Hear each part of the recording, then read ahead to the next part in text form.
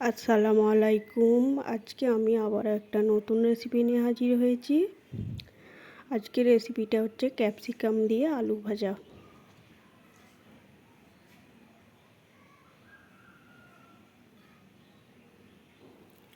এখন আমি কড়াই সরিষার তেল দিয়ে দিয়েছি অল্প করে, বেশি তেল লাগবে না এই আলু ভাজাটাই।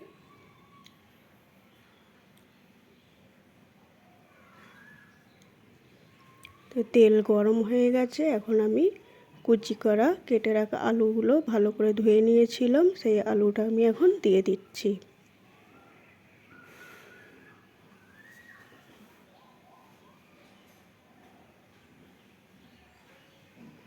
তারপর দিয়ে দিচ্ছি ক্যাপসিকাম।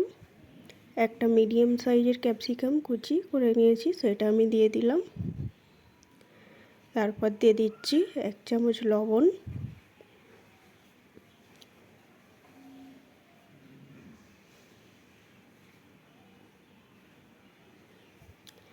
তারপর দিয়ে দিচ্ছি অল্প করে একদম হলুদ গুঁড়া, তারপর দিয়ে দিচ্ছি লঙ্কার গুঁড়ো অল্প করে।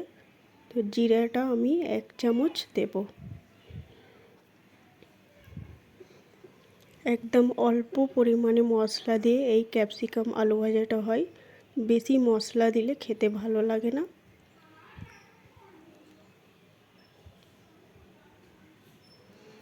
দিয়ে ভালোভাবে নাড়াচাড়া করে তেলের সঙ্গে ভালো করে মিশিয়ে দিতে হবে।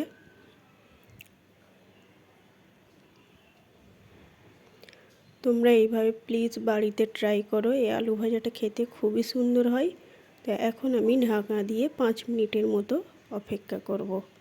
তারপর 5 মিনিট পরে আমি খুলে এবারে আমি খুন্তি দিয়ে ভালো করে নেড়ে দেবো আবার।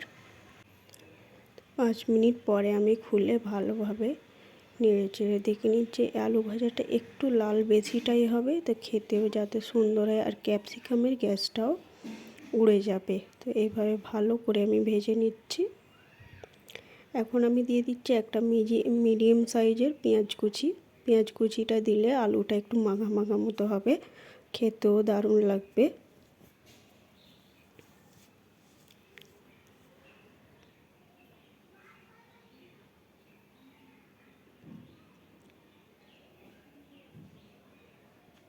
তো আমি আবার 2-3 মিনিটের মতো আমি ঢাকনা দিয়ে দেব, যাতে পেঁয়াজটা একটু নরম হয়ে যায়।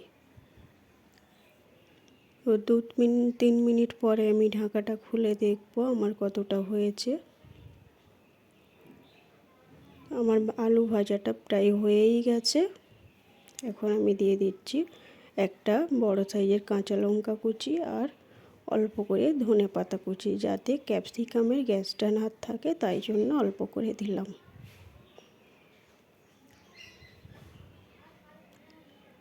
আলু ভাজাটা দেখতেই পাচ্ছ অনেকটাই লাল লাল হয়েছে, আর এই রকমই ভাজা ভাজা করে খেতে ভালো লাগে। তোমরা কিভাবে করবে তোমাদের মতো।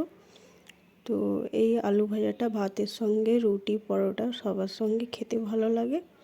তো আমার হয়ে গেছে, আমি এখন ঢাকা দিয়ে রেখে দেব। তো তোমাদেরকে আমি রেডি করে দেখাচ্ছি। দেখো কত সুন্দর কালারটা হয়েছে, খুবই সুস্বাদু খেতে লাগবে। তো আজকের ভিডিও এই পর্যন্ত। আর আমার চ্যানেলটি যদি ভালো লাগে তাহলে একটু সাপোর্ট করে দিও সবাই।